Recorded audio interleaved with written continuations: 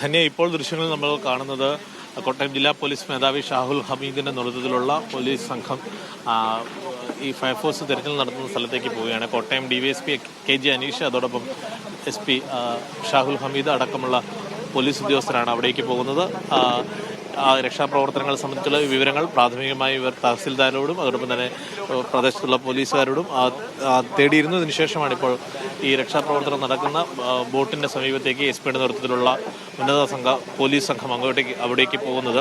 ആദ്യഘട്ടത്തിൽ നമ്മൾക്കറിയാൻ കഴിഞ്ഞത് വലിയൊരു അപകടമുണ്ടായി എന്നുള്ളൊരു വിവരമാണ് ഈ ചില ആംബുലൻസ് ഡ്രൈവേഴ്സിന്റെ ഭാഗത്തു നിന്നുമൊക്കെയുള്ള അറിയിപ്പായി നമുക്ക് ലഭിച്ചത്.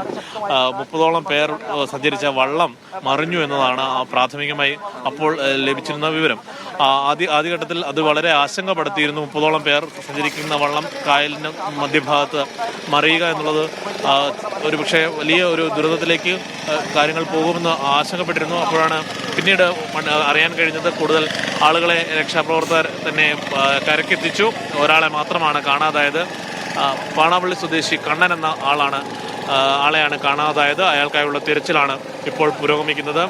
ഈ കാട്ടിക്കുന്ന് ഭാഗത്ത് മുറിഞ്ഞുമൊഴിക്ക് സമീപം കാട്ടിക്കുന്ന് ഭാഗത്തുള്ള സിന്ധു എന്ന യുവതിയുടെ മരണവുമായി ബന്ധപ്പെട്ടുകൊണ്ട് ആ സംസ്കാര ചടങ്ങിൽ പങ്കെടുക്കാൻ പാണാവള്ളിയിൽ നിന്നും എത്തിയ ആളുകളാണ് അപകടത്തിൽപ്പെട്ടത്. പാണാവള്ളിയിൽ നിന്നും അവർ ഈ കാട്ടിക്കുന്നിലെത്തി സംസ്കാര ചടങ്ങുകളിൽ പങ്കെടുത്ത് മടങ്ങുമ്പോഴായിരുന്നു അപകടം. ഉച്ചയ്ക്ക് 1 മണിയോടുകൂടിയായിരുന്നു അപകടമുണ്ടായത്.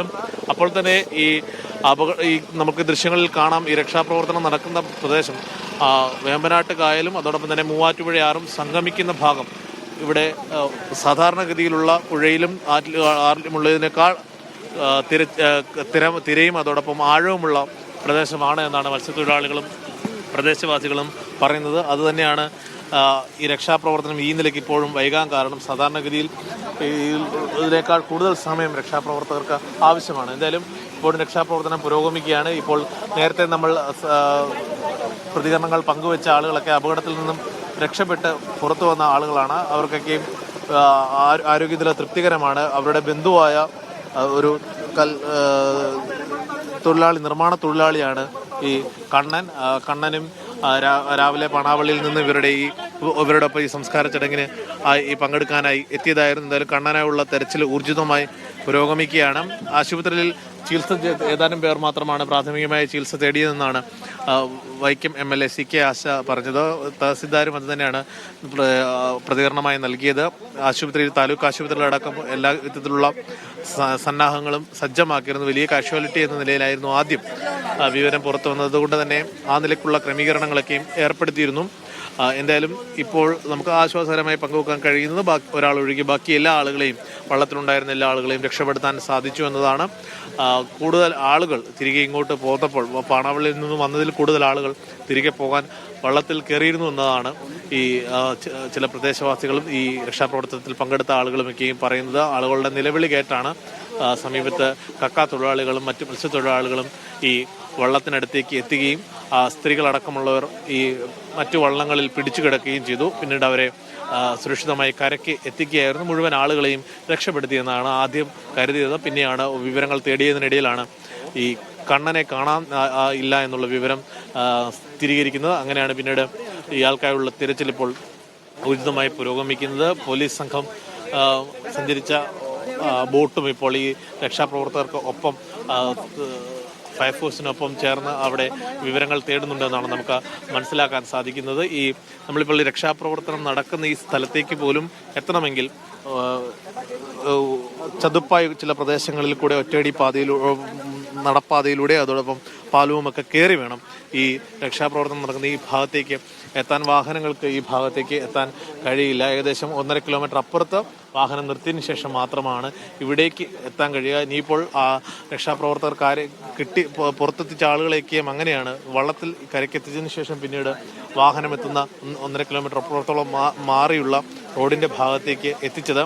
എന്തായാലും ജോസി, ഇതിന്റെ ഒരു അപകട കാരണമായിട്ട് വെള്ളം തെന്നി 3 തവണ ആടി ഉലഞ്ഞു എന്നൊക്കെ പറയുന്ന വിവരങ്ങൾ നമുക്ക് ആ പ്രതികരണങ്ങളിൽ നിന്ന് ലഭ്യമായിരുന്നു. ഈ ഒരു സ്ഥലത്തിന്റെ പ്രത്യേകത എങ്ങനെയാണ്? ജോസി പറഞ്ഞതുപോലെ ചെളിയുള്ള സ്ഥലമാണോ? എത്ര ആഴമുണ്ട്? അതിൽ ആ കായലിന് സാധാരണ അത്ര വലിയ മഴ പെയ്ത സാഹചര്യത്തിലൊക്കെ ഒരു ഒഴുക്കാണോ? എന്താണ് അതിന്റെ ഒരു സ്വഭാവം?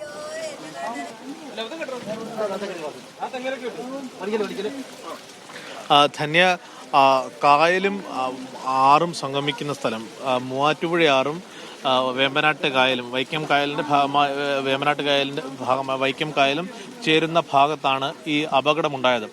അതുകൊണ്ട് തന്നെ നമുക്ക് അപകടത്തിന്റെ ഒരു വ്യാപ്തി എത്രത്തോളം വലുതാണെന്ന് മനസ്സിലാക്കും. കാരണം ഈ കായലും പുഴയും ചേരുന്ന ഭാഗം സ്വാഭാവികമായും നല്ല ഒഴുക്കും അതോടൊപ്പം ആഴവുമുള്ള പ്രദേശമാണ്.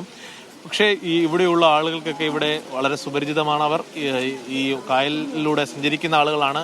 അവർ ഇത്തരം വിവാഹ ചടങ്ങുകൾക്കും മരണച്ചടങ്ങുകൾക്കുമൊക്കെയും സ്കൂളിൽ വിദ്യാർത്ഥികൾ പോകുന്നതൊക്കെയും കായലിന് കുറുകെ വള്ളത്തിൽ സഞ്ചരിക്കുന്ന ആളുകളാണ്. അവർ നീന്തൽ വശമുള്ള ആളുകളാണ്. ആ ഒരു നിലയ്ക്ക് തന്നെയാണ് അവർ എളുപ്പത്തിൽ ഈ മാർഗങ്ങളെ ആശ്രയിക്കുകയും ചെയ്യുന്നത്. കാരണം പാണാവള്ളിയിൽ നിന്നും റോഡ് മാർഗം ഈ മുറിഞ്ഞുപുഴയിലേക്ക് എത്തണമെങ്കിൽ 1.5 മണിക്കൂറോളം കടന്ന് വേണം ഇവിടെ എത്താൻ. ദേശീയപാതയിൽ ഇപ്പോൾ പണിയൊക്കെ നടക്കുന്നതുകൊണ്ട് ആ നിലയ്ക്ക് കൂടുതൽ സമയം അവർക്ക് വേണ്ടി വരും.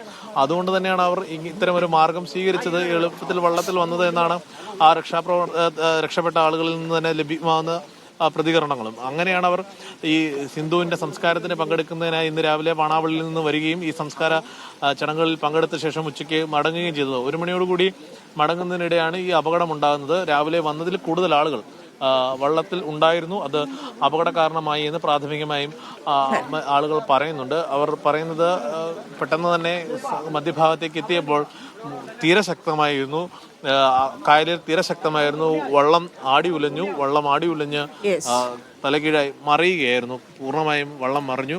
അങ്ങനെയാണ് ശരി, ജോസി, രക്ഷാപ്രവർത്തനം തുടരുകയാണ്. ഒരാളെയാണ് കാണാതായിരിക്കുന്നത്. മുറിഞ്ഞപുഴയിലെ വള്ളം അപകടത്തിൽ കണ്ണനായുള്ള തെരച്ചിൽ തുടരുകയാണ്.